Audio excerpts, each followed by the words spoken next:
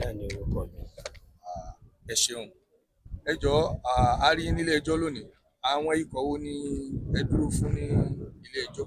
Èmi ni mo dúró fún ẹni afurasí ẹlẹ́ẹ̀kẹta, Suleiman Muideen ẹlẹ́ẹ̀kẹta. Ẹ ṣeun. Ẹ jọ̀ọ́, ní ilé ẹjọ́ lónìí, kí ni nǹkan tí ó ṣẹlẹ̀? Àbí kẹ́ fún wa ní ìrò nípa ẹni tí ń bọ̀ wá láti ẹ̀yìn ilé ẹjọ́ tí wọ́n wà tẹ́lẹ̀ kan tó gbé wá sílé ẹjọ́ gíga ń bì. By the virtue of ìwé tí wọ́n fi pè wọ́n lẹ́jọ́ sí ilé ẹjọ́ àkọ́kọ́, ilé ẹjọ́ yẹn ò lágbára àti gbọ́rú ẹ̀sùn tí wọ́n fi kàn wọ́n. So gbàtàdé wà ní ibẹ̀ láti bẹ̀rẹ̀ láti police station ni mo ti ń stand fún Suleiman Muideen. Kò sígbà kan tí Abdulrahman fi sọ pé wọ́n mọ̀ sí. Gbogbo ìgbà láti ìgbà yẹn ló ń sọ pé kò sí ìtọ́ mọ̀ sínú wọn, kò sí ìtọ́ mọ̀ sínú wọn. Even gbàtà tó wà nílé ẹjọ́ magistrate ó náwó kóun fẹ́ sọ̀rọ̀, ó láwọn yòókù òun yóò mọ̀ sí, òun nìkan lòun dá sí, but kóòtù wọn ò lágbára. So a kàn wá ń bẹ̀ láti ọ̀tá wá ń bẹ̀ tá a kàn ń ṣe kéèsì ni. Bọ̀ inú wa dùn láàárọ̀ yìí pé wọ́n ti gbé wá sílé ẹjọ́ tó lágbára, which is high court tó ní jurisdiction. Wọ́n sì ti bẹ̀rẹ̀ kéèsì náà lénìí. Wọ́n ti bẹ̀rẹ̀ kéèsì náà lénìí. Alábàárà tèmi Suleiman Muideen bí mo sọ fún yín pé kò mọ ọwọ́ mẹsẹ̀ ń bẹ̀ tẹ́lẹ̀, tí inú statement àkọsílẹ̀ nu wọn tí wọ́n gbà kalẹ̀ gan ní àgọ́ ọlọ́pàá àti ìtọ̀dọ̀ DSS kò yàtọ̀, pé kò mọ ọwọ́ mẹsẹ̀. Bọ̀ pẹ̀lú òfin bẹ́ẹ̀ wọ́n bá ti charge yàn, so wọ́n ní ìmọ̀ tí mo fẹ́ pé duty wà fún state láti prove case yẹn beyond reasonable doubt.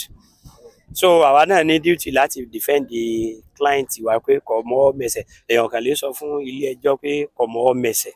So ẹ láwọn kankan tẹ́ fi bọ́ pé kò mọ ọwọ́ mẹsẹ̀ tí ò fi jọ mọ ọwọ́ mẹsẹ̀ rẹ. Bí òwe Yorùbá kan ní ìtọ̀sẹ̀ ló lọ́yọ̀ọ́. Ìtọ̀sẹ̀ ló lọ́yọ̀ọ́. So ẹ wá sọ kankan lẹ́ẹ̀kan tí mo fẹ́ ṣàtúnṣe rẹ̀.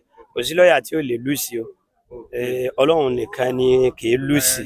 Understand strength of the case ni máa ń determine béèyàn ó lùsì àbẹ́yàn ò lùsì. Kọ́lá bọ́ bá mọ̀ pé òun ènìyàn ò gbọ́dọ̀ sọ fún ẹni tó fẹ́ bá ṣe kéèsì pé ẹ̀hún ẹ̀nì. You can't determine mind of the court. Court ló mọ ní tó fẹ́ ṣe. So náà ni táwọn náà bá ṣàṣìṣe, ìdá ní ilé ẹjọ́ kòtẹ́milọ́rùn fi dé pàlẹ́ kẹta. Tèmi kẹ́ ń sọ̀rọ̀ lélẹ̀ àwọn èyí tẹ́ ti ṣe sẹ́yìn ni. Ọlọ́run ti fún wa láwọn àṣeyọrí kọ̀ọ̀kan ṣe. Ibi tá a bá lulẹ̀ àní sọ fún yín, èyí tí ọba dá lásọ, Ọlọ́run nìkan lè láì kàmọ́ òun nìkan ni ewu bí ó ṣe lọ. Ọlọ́run bá ní kí á ní ìfàní àti rí àwọn agbẹjọ́rò fún àwọn tí ó kù gẹ́gẹ́ bí àtìlẹ́yìn.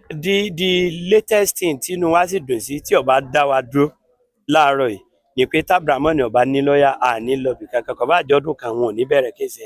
But God so good, èèyàn kan ti wá láti ilẹ̀ Yíbò, lọ́ọ̀yà kan ti wá láti ilẹ̀ Yíbò, ó wá represent Abdulrahman. So inú gbogbo wa dùn torí gbogbo wa ti fi rí orí lánàá pé báwo la ṣe fẹ́ ní headway lérí kéèsì tí ọba ti sí representation fún Abdulrahman. But we are happy pé a lawyer came from East. So ọwá ó dẹ̀ ti represent ẹ̀, ó dẹ̀ announce fún kóòtù pé pro bono. Ìtàn pé pro bono pé ọ̀fẹ́ lòun fẹ́ ṣe kéèsì náà, pé kí wọ́n kọ kalẹ̀ pé ọ̀fẹ́ lòun fẹ́ ṣe kéèsì náà. So inú wa dùn pé kéèsì wa yọ yà. Ọjọ́ yẹn tó wá sọ ìgbẹ́jọ́ sí. Wọ́n sún sí ọjọ́ 7 oṣù karùn-ún. So 7th. So gbogbo aládẹ̀bẹ̀ ilé ẹjọ́ kan bá wa bẹ àwọn ìjọba pé kán kó gbogbo ẹlẹ́rìí wá tí wọ́n bá mọ̀ pé yóò wúlò bí kéèsì náà kan kó wá. So adájọ́ sì ti pàṣẹ bẹ́ẹ̀ pé kí wọ́n kó àwọn ẹlẹ́rìí wọn wá. So tó mì ní pé iṣẹ́ ń bẹ ńjọ́ náà tààrà. So ẹjọ́ náà pẹ̀lú bí ṣe ń lọ yìí kò ní pẹ́ mọ́ tí ìdájọ́ òdodo fi ṣẹlẹ̀. Ẹ ṣeun gan, a dúpẹ́ fún yín. Ọlọ́run ó bá wa san yín lẹ́san rẹ̀. Tí Ọlọ́run bá ní ká ní. Kí ni orúkọ adájọ́ tí wọ́n gbé ẹjọ́ náà sí níwájú rẹ̀? Justice Ajayi náà ni orúkọ wọn, Justice Ajayi.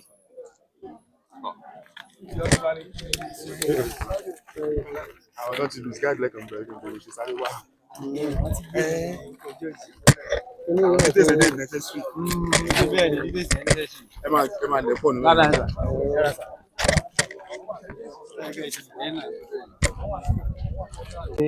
Gẹ́gẹ́ bí o bá ṣe mọ̀, ní last time tí a fún gbogbo àwọn èèyàn ní update pé wọ́n ti fáìlì charge Abdulrahman àti àwọn tó pẹ̀ sí high court léyìí tí ó ń come up ní èní ànígbà tí wọ́n dẹ̀ pé kéèsì wọn ní èní ẹni tí ó jẹ́ prosecuting counsel tí wọ́n jẹ́ learned attorney general of Kwara State àwọn ni wọ́n lead àwọn team àwọn prosecutors so wọ́n dẹ̀ inform court pé wọ́n ti conclude investigation ní DSS department so léyìí tó túmọ̀ sí pé wọ́n ka charge tí wọ́n prefer tó jẹ́ onígbèlè 5 òun ni wọ́n kà sí ní etí tí gbogbo wọn lápapọ̀ tí wọ́n dẹ̀ plea not guilty tí wọ́n ní àwọn ò jẹ̀bi ẹ̀sùn tí wọ́n fi kàn wọ́n so lẹ́yìn ìgbà yẹn wọ́n mú déètì wípé kí wọ́n fún àwọn ní déètì so that wọ́n á lè tètè parí kéèsì yẹn ni adájọ́ wá fún wọn ní on the 7th of May wípé kí wọ́n lè fi fast track kéèsì yẹn since tó jẹ́ pé